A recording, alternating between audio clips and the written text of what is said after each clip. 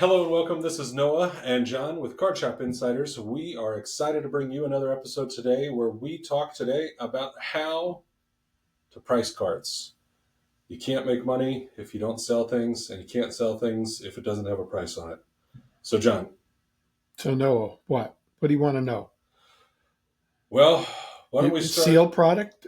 Why don't we start with sealed products? So, John owns a TCG store. He's owned it for 26 years. He's going to talk to us a little bit about how he prices cards, and then maybe a little bit about how he knows other people price cards and what he thinks are best practices. Probably what he does. That would be my best guess. But let's see what he's got to say. So let's talk TCGs. Magic the Gathering, obviously probably the pillar or staple of most TCG stores. Mm-hmm. How do you decide how much you're going to sell sealed Magic product for, John? How much I'm going to sell How much you're sealed? going to sell it for? Sell what for? Sealed Magic product. It depends what set. Are Well, you talking about let's, Final Fantasy? let's talk about the newest set. So Final Fantasy's Tarkir? coming out, and Tarkir is the last one. All right. Tarkir Dragonstorm was the last one. There is an MSRP. However, you're not obligated to charge the MSRP. I'll give you, for instance, MSRP on a pack of Tarkir Dragonstorm is, I believe it's $5.49, and I put it down at $5.29. My prices are always just a tad bit lower than some of the competitors around here, and I can afford to do so because I don't have as much overhead. And what I do is I wait to the last minute to put prices on my products because I'll go on other people's websites and check out what they're selling these items for. And I'll price them a little bit lower if I can. Sometimes I can't. I'll give you, for instance, back to that damn One Piece, the EBO2 that just came out. I had to buy it on the secondary market. And I'll be upfront about it. They list for the sale price from a distributor, a legitimate distributor, let's put it that way, is $71 or $70, depends upon volume. Well, I had to buy them on the secondary market. I paid $182 a box. Whoa. Just to have it in the store. I bought 4 boxes. I already sold 2 boxes. And naturally, I charged more than $182 because I had to make some money back. But there was other stores that got copious amounts of these things that sold them for $115 to $130 a box. I couldn't compete. And then I had some of my regular players that came in, and I was upfront with them. I said, "This is the way it is. This is what's happening." And a couple of them understood, but a couple of them turned up their nose about it. So, Well, I mean, you can't you can't expect them to pay premium rates if they can get it somewhere else, right? yeah, but they'll go online and get it. Yeah. Or they'll travel 50 miles in their car going back and forth each way to get it, which is kind of stupid Yeah. because if they're buying them for $6 and I have them for $10, they're wasting all that gas going back and forth. Yeah. Plus, in my case, they're not building up customer loyalty points because they're not getting it for that. They could even get it maybe a pack or two free because they have loyalty points already. So it's a decision, that they make, and it's a selfish decision. Yeah. But I don't care. I know who some of these guys are, so So, it just rolls off my back. so it sounds to me like the first consideration for you when choosing the price of a product is how much you have to pay for it. Of course, And that's obviously to build in margin. Like you need to make money. I have lost money on occasion because I couldn't get something and I needed it for tournament prizes. Mm. And I bought a couple of boxes online on eBay from somebody up in New York State that had, I don't know, 100 cases or something. So I'd buy a couple of boxes, paid a premium amount, and offer those as prizes. And I think one time I lost maybe $100 in a weekend because of that. But that's something that I chose to do, and I wanted to make sure that I had enough product for my tournament base that comes in on a regular basis. But some of those tournament players are the ones that are not buying the stuff that I have on the shelf right now. Yeah. So I may have to rethink my strategy maybe a little bit. So when you're pricing something like the newest set, the upcoming Final Fantasy, you're gonna find out how much it's gonna cost you, and then do you have like a target for what you're marking it up? No, because what I'm going to do is I'm going to have a two pricing structure. Hmm.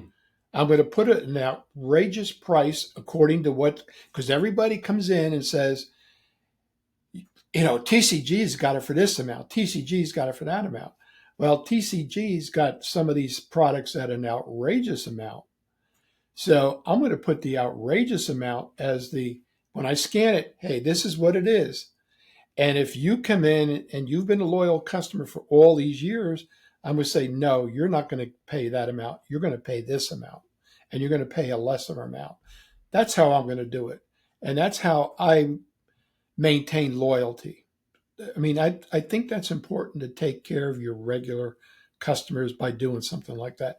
I've gotten a lot of calls Yeah. from other people from other stores, and they're just shopping around to find out, oh, can I pre-order this? How much are you going to charge for this?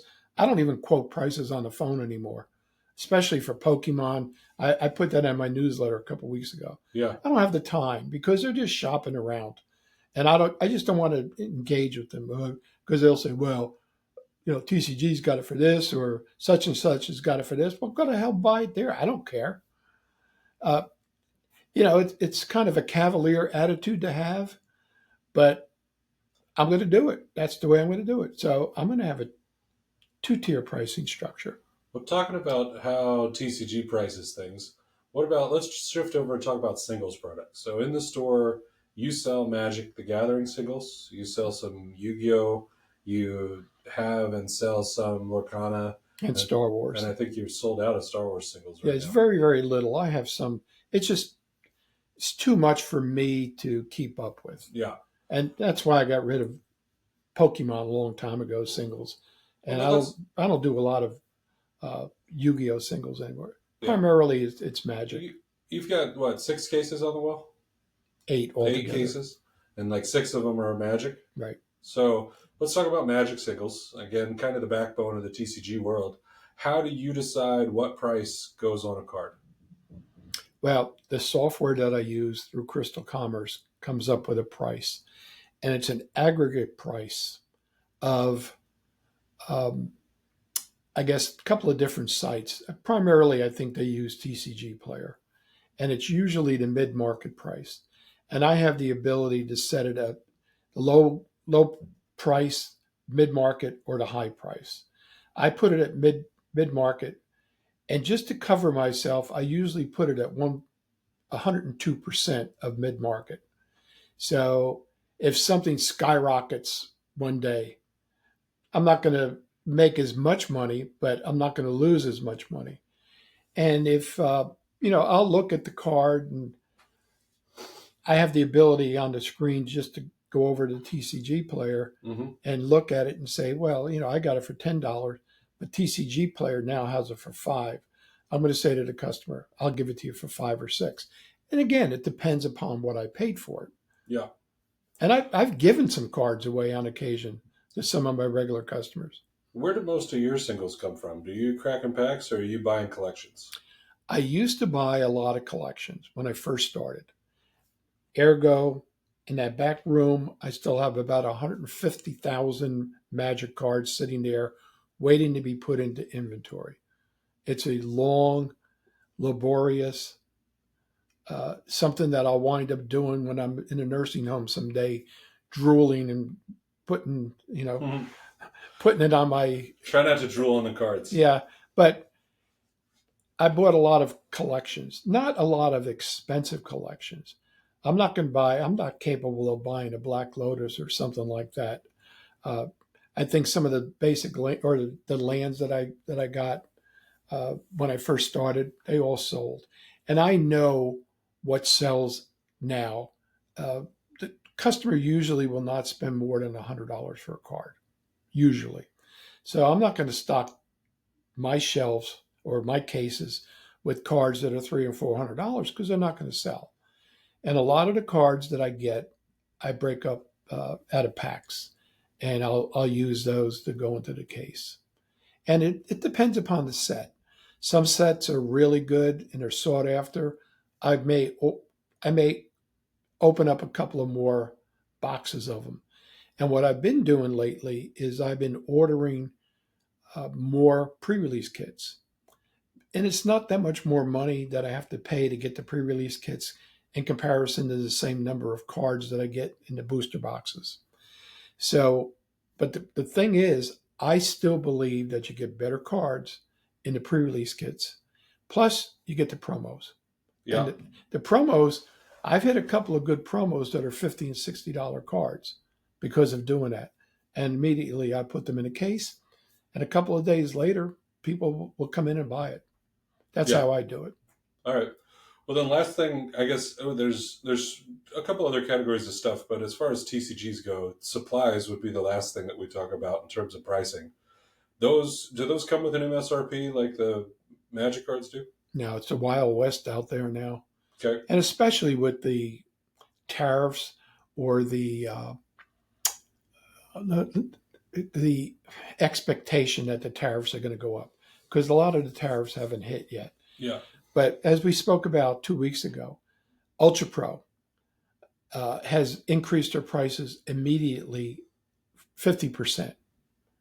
So the price of supplies are going to go up because most of the supplies come from China or Yeah. come from overseas. Now, Ark and Timon, the company that makes Dragon Shields, basically everything is made and manufactured in the United States. However, they do get their supplies from overseas. But from what I understand, and they're owned by the same company that owns, what do you call it, Southern Hobby and Beckett. Oh. Beckett, Southern Hobby, and Ark and Timon are owned by the same conglomerate now. And they're holding their prices. I get pretty decent prices from my distributor because, they're part of our containment. And I get the Dragon Shields. I mean, they haven't gone up. I mean, they're not going to go down. That's for damn sure. But they haven't gone up. Yeah. Well, all right, then let's talk.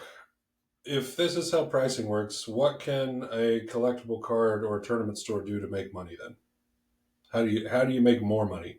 Is it just sell more? It's funny you asked that because I did a Chat GPT thing. And my question to Chat GPT is, what can a collectible card and tournament store do to make more money? Aaron, here's some high impact strategies according to them. Host paid tournaments and events. That's a no brainer. And stores with limitations or how many people they can get into the seats. And I always use this analogy: asses in the seats, they'll spend money. Mm-hmm. And, my limitations, I can get 20, whatever the hell it is, 24 people in the store. But I have the advantage of putting tables out in the hallway on weekends because there's nobody here and it's an enclosed hallway. So I can expand it out to, I've had as many as 60 people here. You can offer VIP or membership programs, offer paid tiers for discounts, early product access, exclusive promos, or free tournament entries. Now, I don't subscribe to that theory per se because I use the loyalties rewards program. Yeah. And that's how my customers get rewarded. And the more they spend, the more advantageous it is to them. And they get benefits from that. Sell accessories, as we just discussed. High margin items like card sleeves, deck boxes, playmats, dice, binders, storage boxes, and all add to the bottom line. And the margins on supplies is usually pretty good. Now, you got to be careful. You don't want to. I mean, I've had people come in the store and say, God, your prices on supplies are really good compared to XYZ store. And again, it's because of my overhead. I don't have to meet that huge rent payment every month like some of these big stores do that are in strip malls and stuff like that. And I've heard of a few going out of business already. I think I mentioned that a couple weeks ago. One local down not too far from here, maybe 50 or 60 miles from here. But I found out it was a crappy location and he had problems trying to get people to come. It was poor parking and things like that. So it's again, it's location, and the better location you're going to get, the more it's going to cost you. Yeah. And the more it's going to cost you, your overhead's going to go up because if you get a bigger store, you got more overhead with heating, air conditioning, lighting, upkeep, and all that kind of stuff. I'm very fortunate. I got into this location 26 years ago at a decent price. It's got a great parking lot, even though there's cracks all over the damn place. Who cares? I mean, there's a place for people to park out there, and that's the most important thing. Yeah. And another thing is trade in, buy in, or buy sell program. Let customers sell cards for cash or credit. Resell at a markup. This keeps your singles inventory fresh and profitable. I still do that on occasion. I will not buy cards from people I don't know. Yeah. Again, I mentioned that a while ago. Uh, I'm very careful with what I buy. I could look when somebody comes in, I'll start processing a buy order, and I'll say, "Well, I already got 4 of these in stock. They're still sitting. I'm not going to buy any more." Or, "Yeah, I can use this one. I'll take it." However, I don't offer cash. I offer store credit because it keeps them buying in the store. They're not going to take that cash and go 10 miles away to another store and buy there. Yeah. That's the way I do it. And snacks and drinks. Snacks and drinks. Snacks and drinks is another way you can make money. Uh, it could be a good revenue stream. Some stores you could buy hot items. Yeah. You can buy beer. You can Pizza. buy pizza. Right. That's all well and good. Pizza at the card table. But you got to make sure that the place. Well, if you sell food, number one, you got to get a different license. You got to get a health food license. So I sell candies and that's sealed, and I sell drinks. Yeah, I don't make a lot of profit out of it, but it's a convenience to the customer that comes in. Now, the only problem is with some of these things that you buy, if you buy at the big box stores like Sam's Club or Costco, you have to buy a whole display of 36 items. And maybe somebody doesn't go through 36 Reese's peanut butter cups and within the expiration date. And then, I mean, it doesn't go bad for a couple of months afterwards.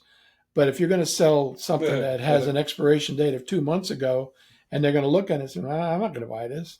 Right. So a lot of times you literally eat it yourself or you give it away to somebody. Got to keep it turnover, right? Yep.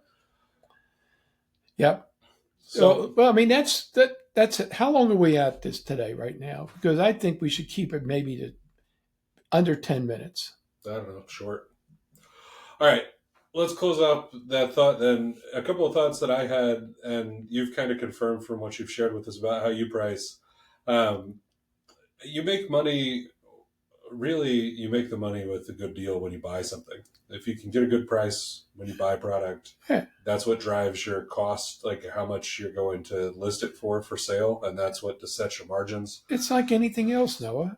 With any business, you buy low and you sell as high as you possibly can. Well, in your situation, when you're buying product, you're looking for good shipping price. You're looking for no extra fees if you can avoid them, and then you're looking to get the product, at cost so that you have the built-in margin because they sell, from distribution, they sell at cost so that you can mark it up. Like they know you're going to mark it up. And always be aware of your competition, no matter where they are.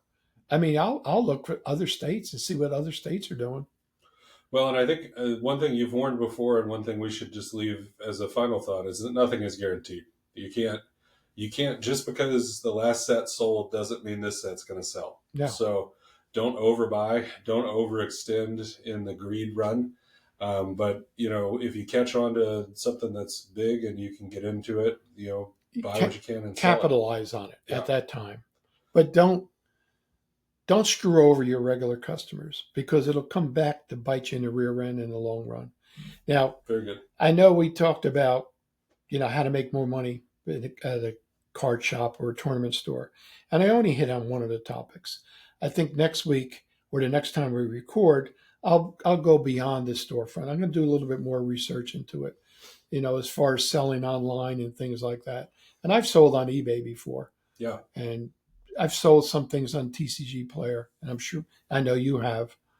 So we can put our heads together and come up with something we could talk about next time. Cool. All right, folks. Well, thanks for joining us this week on Card Shop Insiders. We're very grateful for your support and listening. If you like our show, please like and subscribe. Follow us on the different platforms.